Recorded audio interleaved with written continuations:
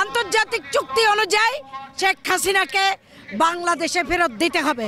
আপনি শেখ হাসিনাকে ফেরত না দেওয়ার জন্য বাংলাদেশে সাম্প্রদায়িক উস্কানি দিচ্ছেন এবং বিভিন্ন কৌশল অবলম্বন করছেন, কূটনীতিক সম্পর্ক বিচ্ছিন্ন করছেন, সেটা আমরা খুব ভালো করে বুঝি। কূটনীতিক সম্পর্ক বিচ্ছিন্ন করতে আপনি এই সমস্ত কৌশল অবলম্বন করছেন, কিন্তু আপনার এই 2 নম্বরই কৌশল এবং এই অপকৌশল সেটা আমরা খুব ভালোভাবেই বুঝি এবং আমরা কোনোভাবেই আমরা জাতীয় ঐক্যমত পোষণ করেছি। বাংলাদেশের সকল ধর্ম বর্ণ মত নির্বিশেষে সবাই এখন আমরা কাঁধে কাঁধ মিলিয়ে ঐক্যবদ্ধ।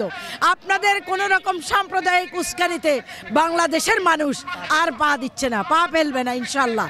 সবাই একমত আছে, সবাই আপনাদের এই উস্কানিমূলক পদক্ষেপকে প্রত্যাখ্যান করেছে। সবাই বুঝে গেছেন যে আপনার চালাকি, এবং বাংলাদেশের মানুষ প্রত্যেকটা রন্ধ্রে রন্ধ্রে সবাই এখন সচেতন। মোদি ফেরত দিতে বাধ্য শেখ হাসিনাকে, যতই বউগিরি করেন না কেন আর আপনি স্বামীগিরি সাজেন না কেন, কোনো লাভ হবে না। ওই স্বামীগিরি সাজলেও আপনার বউকে ফেরত দিতেই হবে, কেন আমরা আপনার বউকে বাংলার জমিনে বিচারের আওতায় কাঠগড়ায় দৌড়াতে হবে। তা আমরা আজকে বলতে চাই মোদিকে যে নিজের গদি আগে বাঁচানোর চেষ্টা করেন, নিজের গদি রক্ষা করার চেষ্টা করেন। বাংলাদেশকে অস্থিতিশীল করে কোনো লাভ হবে না। আপনাকে আমরা সেই সমুচিত জবাব দিয়েছি এবং আরও ভবিষ্যতে দিব, এবং শেখ হাসিনাকে আপনার ফেরত দিতেই হবে। কোনোভাবেই আপনি শেখ হাসিনাকে আটকায় রাখতে পারবেন না, কেন আইনানুগভাবে শেখ হাসিনাকে আপনাকে ফেরত দিতেই হবে। আপনি একদিকে ডক্টর ইউনূসকে বলেছিলেন যে আপনাকে আমরা সহযোগিতা করব, আমরা বাংলাদেশের সাথে একসাথে আমরা কাজ করে যাব, কিন্তু এখন আমরা দেখছি আপনি শেখ হাসিনাকে সহযোগিতা করছেন, উস্কানি দিচ্ছেন এবং আওয়ামী দোসরদেরকে আপনি সেখানে সুযোগ করে দিচ্ছেন, তাদেরকে লেলিয়ে দিচ্ছেন বিশ্বের দরবারে, বিভিন্ন জায়গায় বিভিন্ন দেশে, যেন তারা সারাক্ষণ ডক্টর ইউনূসের সরকারকে বিচলিত রাখার জন্য বিভিন্নভাবে তারা উস্কাচ্ছেন, বলতেছেন। শেখ হাসিনা সরাসরি বলতেছেন বিভিন্ন বক্তব্যে, এবং তার দোসররা আওয়ামী হায়না লীগেরা যারা পালাইয়া গেছেন তাদের তো লজ্জা শরম নাই। মোদির যেরকম লজ্জা শরম নাই তাদের এরকম লজ্জা শরম নাই। মোদির কাছ থেকে শেখ হাসিনা শিখেছেন যে বেলজ্জা, নির্লজ্জ এবং খুন খারাপি যা কিছু করেছেন সব কিছু মোদির সহযোগিতায় করেছেন, এবং মুনাফিকিটা মোদির কাছ থেকে শিখেছেন। আমরা যা এখন দেখতে পাচ্ছি, যেহেতু মোদি হলো সবচেয়ে বিশ্বের বড় মুনাফিক, এই মুনাফিকের কারণেই আজকে শেখ হাসিনা বাংলাদেশটাকে এভাবে রক্তাক্ত করে পেরেছেন। 17 বছর বাংলাদেশে ক্ষমতা আঁকড়িয়ে থাকতে পেরেছেন শুধুমাত্র মোদির কারণে। তা আমরা মোদিকে বলতে চাই শেখ হাসিনাকে ফেরত দিতেই হবে। কোনোভাবে শেখ হাসিনাকে আটকায় রাখার সেই সাধ্য মোদি তোমার নাই। শেখ হাসিনা ইন্ডিয়াতে বসে বসে যে বক্তব্য দিচ্ছে সেটা সম্পূর্ণ মোদির আশকারা পেয়েই সে দিচ্ছে।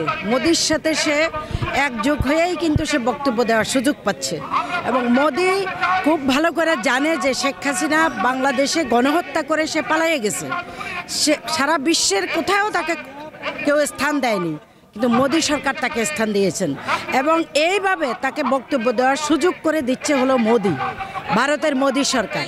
তো মোদির কারণেই কিন্তু সে এইভাবে বাংলাদেশকে একবার এক বক্তব্য দিয়ে উস্কানি দিয়ে বাংলাদেশকে অস্থিতিশীল করে রাখার চেষ্টা চালিয়ে যাচ্ছে।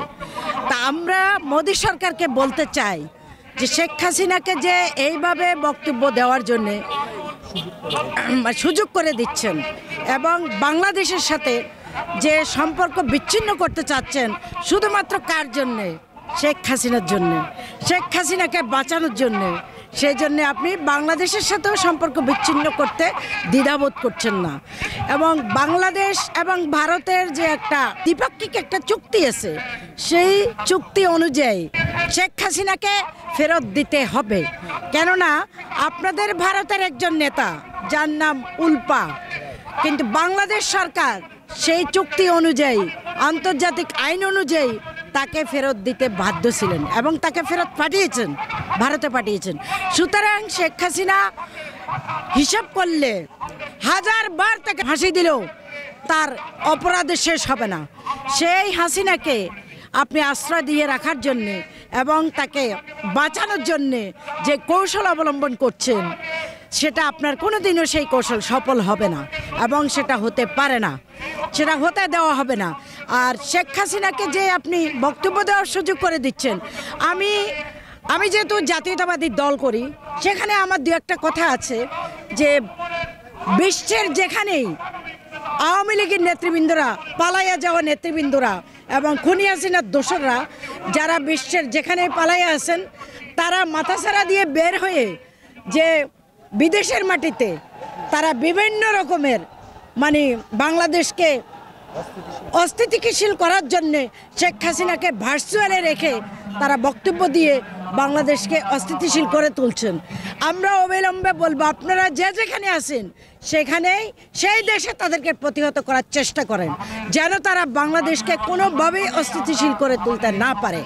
সেই দিকে আমাদের দলীয় ভাইয়েরা যারা যেখানেই আছেন, বিশ্বের যেখানেই আছেন, আশা করি জাতীয়তাবাদী দলের কমিটি সারা বিশ্বেই আছেন। মোদী সরকার যেভাবে মুনাফিকিগিরি শুরু করেছেন, কেন মোদী তো এত বছর বাংলাদেশটাকে তাদের অঙ্গরাজ্য বানাইতে চেয়েছিলেন, সুতরাং শেখ হাসিনার সাথে গোপন চুক্তি করে করে অঙ্গরাজ্যের মতো সে করে ফেলছেন যে শেখ হাসিনা মোদী ছাড়া আর তাদের রয়্যাল এজেন্ট ছাড়া, প্রশাসন ছাড়া ক্ষমতা কিন্তু এক বিন্দু টিকে থাকতে পারতো না, একমাত্র মোদির কারণে।